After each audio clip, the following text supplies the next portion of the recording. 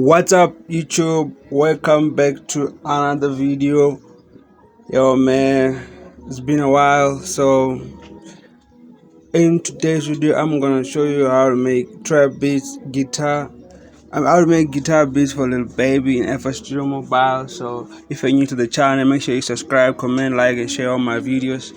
So yeah man, I'm gonna show you everything, where I got the loop and how I did the drums and the 808.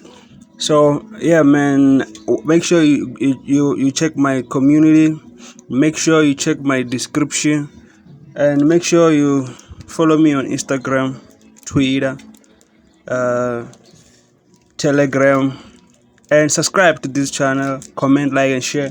So let's go man, let's start with the loop. I found this loop from Looperman. So yeah, Looperman, they have hot sauce, so you can just go to Chrome website and search looperman.com. So yeah man, let's start with the loop, then I'm gonna show you what I added, the effects and all that. Let's go.